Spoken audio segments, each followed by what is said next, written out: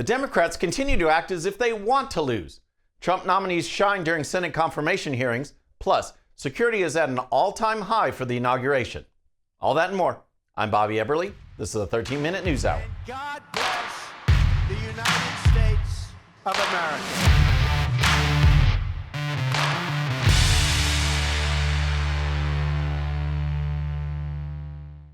Good evening, friends, and welcome to the 13-minute news hour. We're going to start with the Democrats and the growing evidence that the so-called party of the people has completely gone off the rails, lost touch with reality, and has traded any possibility of winning for carrying the banner of the radical left.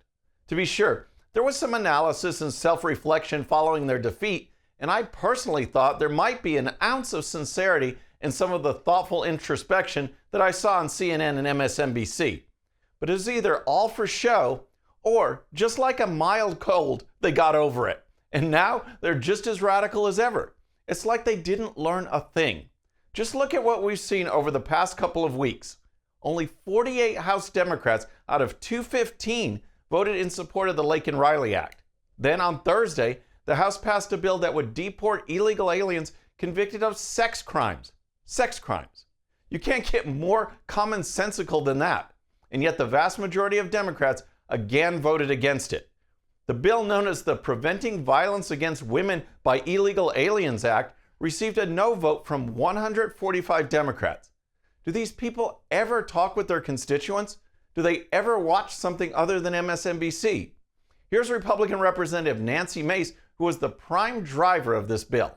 145 Democrats voted against the bill this time. The bill will head to the Senate next, and I abhor anyone on the left in this country who doesn't want to protect women and girls who are victims of rape, who are victims of pedophilia, the murderers who are here illegally. We absolutely must deport them, and we must never let them back in our country. And that is the message that we sent to American women and girls this morning. The House also passed a bill to protect women and girls' sports, and once again, an overwhelming number of Democrats voted against it. This bill would ensure that women and girls' sports activities are for women and girls. Boys would not be on the teams or in the showers or in the locker rooms. But people like Alexandria Ocasio-Cortez think this is the end of the world. Trans girls are girls. And for all the folks that are so concerned, thank you for your concern about women for the first time that I've seen. I don't know about y'all, I don't know who's been to gym class lately, but girls, even if you only believe in two genders, I've played co-ed sports all the time.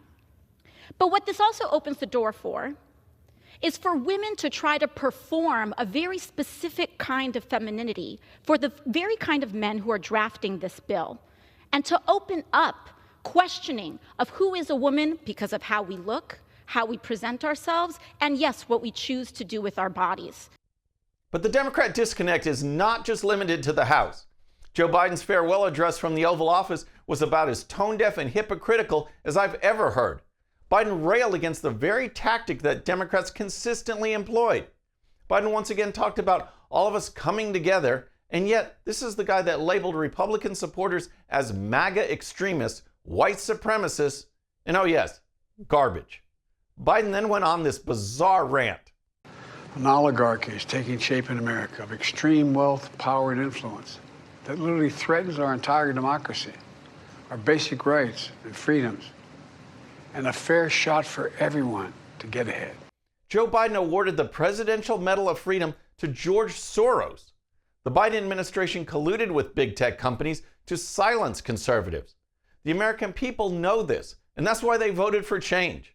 But the Democrats from top to bottom don't seem to get it. Or they do get it, but they don't care. As long as the Democrats continue to push for boys and girls locker rooms, or take the side of illegal aliens over the American people, or continue to push racial division and DEI, the Democrats will continue to lose.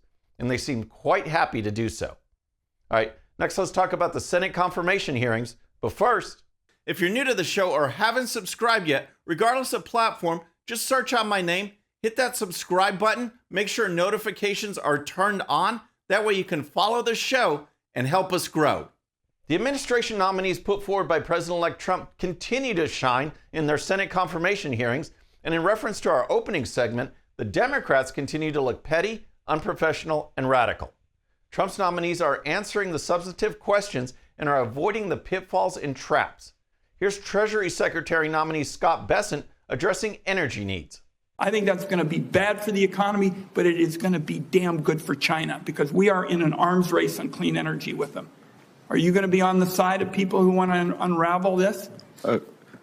Senator Wyden, just so we can frame this for everyone in the room, China will build 100 new coal plants this year. There is not a clean energy race. There is an energy race. China will build 10 nuclear plants this year. That is not solar.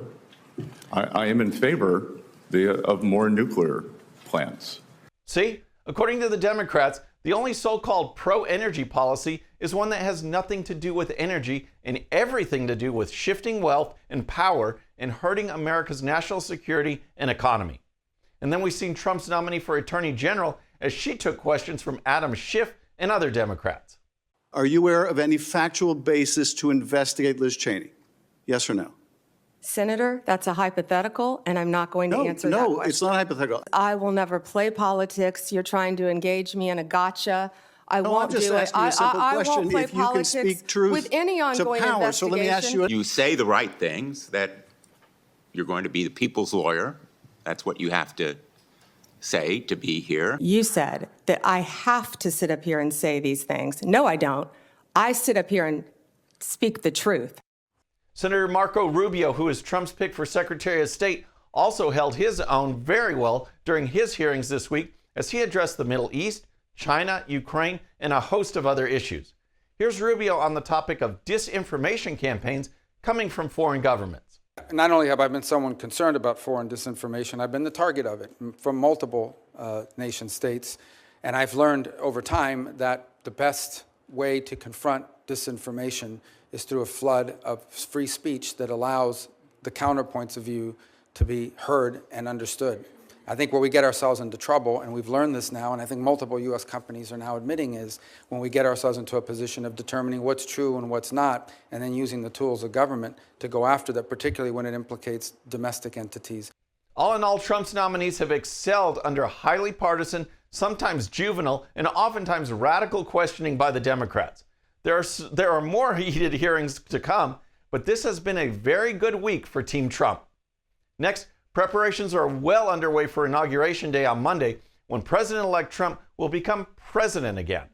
Left-wing groups are preparing for gatherings, marches, and protests, and security will be at an all-time high. The first anti-Trump event we're going to see is going to take place around the Washington Monument. That'll be on Saturday. It's something called the People's March. Organizers of that event expect at least 50,000 people to show up for it. Now, one of the organizers of that march is the Women's March, which of course held an anti-Trump event at the first inauguration of Donald Trump as president back in 2017. And then on Monday, before the inauguration, there's going to be a march led by another anti-Trump group, and this is going to be one led by Al Sharpton. It's his National Action Network, and they're going to be holding a march that they expect 1,500 people to show up. In response to protests and the overall activities of the inauguration in general, Washington, D.C. law enforcement announced that the entire police force will be ready to participate in security operations.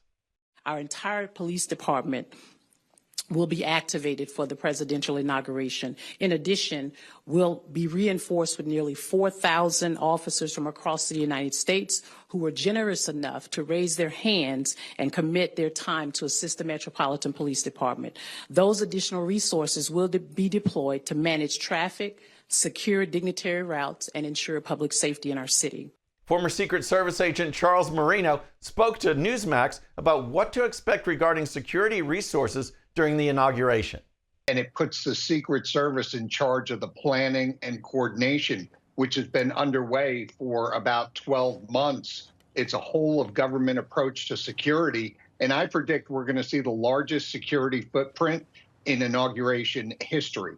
And that's based on a number of reasons, both the global and domestic threat level, which is elevated, the specific threat risk against President Trump, and the recent security failures by the Secret Service in both Butler, Pennsylvania, and down in Florida. It should be a fantastic day as we finally say goodbye to Joe Biden and welcome in the new Trump administration.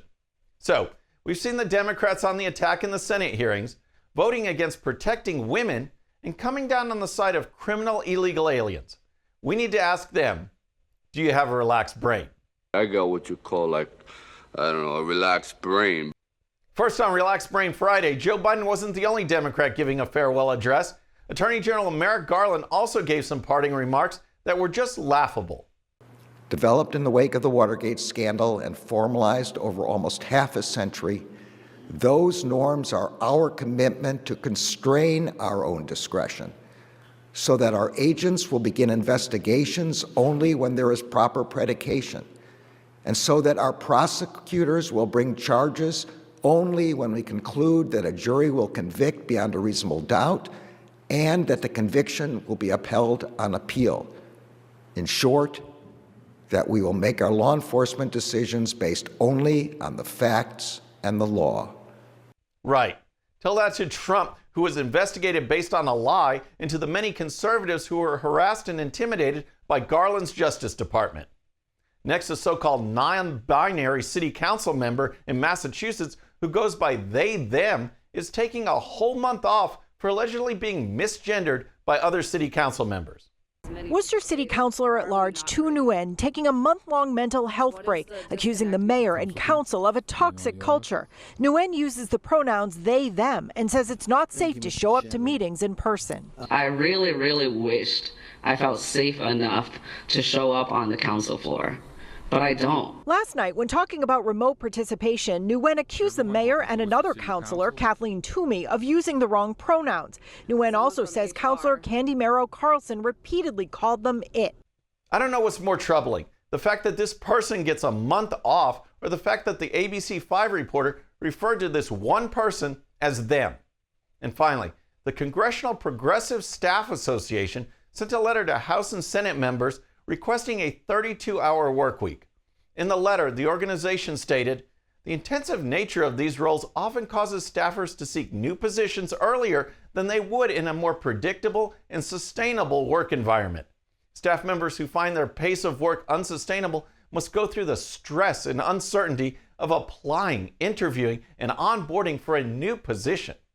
By setting a 32-hour work week as standard, staff could plan their schedules around these timeframes and have the ability to schedule their work, and importantly, their rest and recovery days to maximize efficiency and keep their projects on track. Wow. I guess if that doesn't work out, they can claim they've been misgendered and take a whole month off.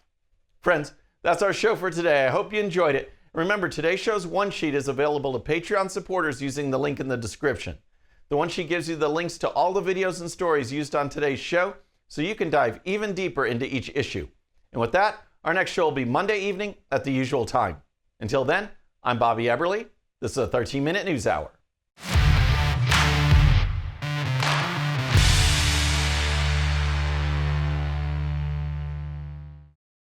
All right, friends, thanks again for tuning in. I really appreciate it. And before you go, please hit that subscribe button above. Once you do, tell your friends, share it, spread the word about the 13-minute news hour so we can keep growing. And for more great content, check out these videos right here, and I'll see you next time.